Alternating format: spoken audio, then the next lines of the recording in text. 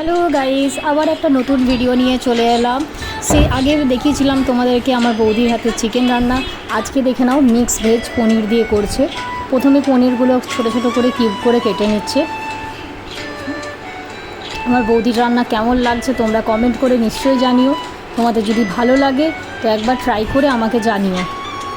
দেখে নাও পনিরগুলো এরকম টুকরো করে, তোমরা যদি আর চাও আরও ছোটো টুকরো করতে পারো। এবার নুন আর গোলমরিচ গুঁড়ো দিয়ে মাখানো হচ্ছে।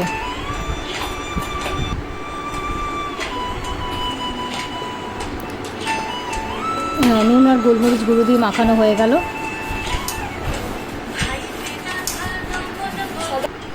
এরপরে এই সবজিগুলো দেওয়া হয়েছে, তোমরা যা সবজি থাকে সেটা দিয়ে করতে পারো। আমাদের আলু, বিনস, ক্যাপসিকাম, গাজর আর টমেটো দেওয়া হয়েছিল।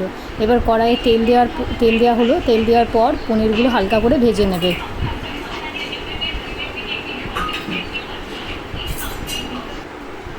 দেখে নাও হালকা করে ভেজে নিতে হবে। পনিরগুলো দিয়ে দেওয়া হলো কড়াইয়ের মধ্যে। আমার আবার পনিরের তরকারির থেকে পনির ভাজা খেতে বেশি ভালো লাগে। এরপরে পনিরগুলো ভেজে তুলে নেওয়া হয়েছে। তারপরে কড়াইয়ে আলুটা প্রথমে দিয়ে দেওয়া হলো। আলুটা হালকা করে ভেজতে হবে। দেখে নাও পনিরগুলো কেমন করে ভেজেছে। আলুগুলো ভেজে তুলে নেওয়া হলো। তারপরে গাজরগুলো দেওয়া হলো এবং গাজরগুলো হালকা ভাজা হয়ে গেলে বিনসগুলো দেওয়া হবে। দেখুন এরপর বিনসগুলো দিয়ে দেওয়া হলো। বিনস গাজর হালকা করে ভাজা হয়ে গেলে, কারণ তোমরা নিশ্চয়ই জানো ক্যাপসিকাম ভাজতে বেশিক্ষণ সময় লাগে না, তাই তারপরে ক্যাপসিকাম দেওয়া হবে। এরপরে একটা বাটা মশলা বানিয়ে নেওয়া হচ্ছে। সেখানে কাজু দিয়েছে, লঙ্কা দিয়েছে, চারমগজ দেবে আর পোস্ত দেবে আর টমেটো দেবে।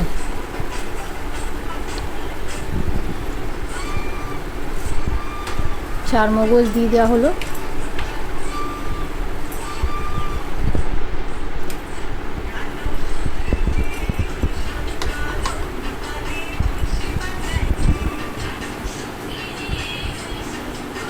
দেখে না টমেটোটা দেওয়া হলো। এরপরে পোস্তটা দিয়ে দেওয়া হবে।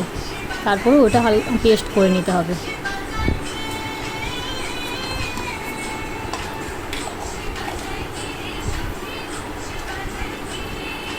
এরপরে কড়াইয়ে ক্যাপসিকামগুলো ভাজতে দিয়ে দেওয়া হলো। ক্যাপসিকাম ভাজতে বেশিক্ষণ সময় লাগে না। ক্যাপসিকামগুলো ভাজা হয়ে গেলে সবগুলোকে তুলে নেবে এক জায়গায়। এরপরে কড়াইয়ে আরেকটু তেল দিয়ে, তারপরে তেলের সাথে একটু ঘি দিয়ে দেওয়া হলো।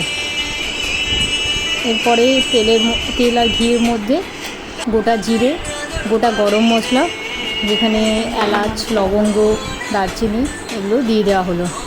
সাথে একটা তেজপাতাও দেওয়া হয়েছিল, সেটা আমার ভিডিও করা হয়নি। তোমরা যদি চাও সবজিগুলোর সাথে নুন দিয়েও ভাজতে পারো। বৌদি নুন দিয়ে ভাজেনি। নুন দিয়ে ভাজলে একটু তাড়াতাড়ি সেদ্ধ হয়ে যায়। এরপরে যে পেস্টটা করে রাখা হয়েছিল সেই পেস্টটা দিয়ে দেওয়া হলো এবং মিক্সির জারে যেই পেস্টটা লেগে আছে সেটাও জল দিয়ে তোমরা দিয়ে দিতে পারো।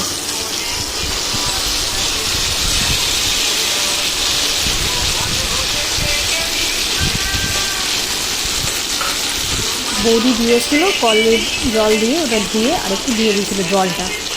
তারপরে গুঁড়ো মশলা দিয়ে দেওয়া হলো। হলুদ গুঁড়ো, জিরে গুঁড়ো, ধনে গুঁড়ো, তার সাথে কাশ্মীরি লঙ্কা গুঁড়ো,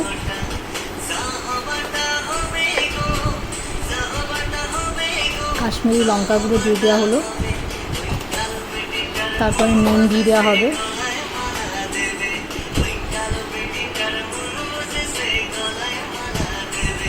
তারপরে এটা ভালো করে কষতে হবে যতক্ষণ না তেল বেরোচ্ছে। ঠিক আছে, ভালো করে কষতে তোমরা এটা। দেখে নাও কালারটা খুব সুন্দর এসে। এরপর চিনি দিয়ে দেওয়া হলো। এরপরে যে সবজিগুলো ভাজা হয়েছিল সেগুলো মিশিয়ে দেওয়া হলো ওই গ্রেভির মধ্যে।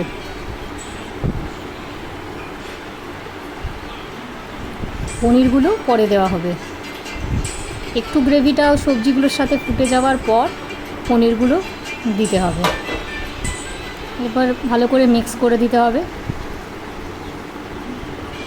মিক্স করে দেওয়ার পর কিছুক্ষণ পরে গরম মশলা গুঁড়ো দিয়ে দেওয়া হলো। তারপরে নেড়ে ছেড়ে তারপরে পনির দেওয়া হলো। পনিরগুলো দিয়ে আরেকটু ফুটতে দিতে হবে।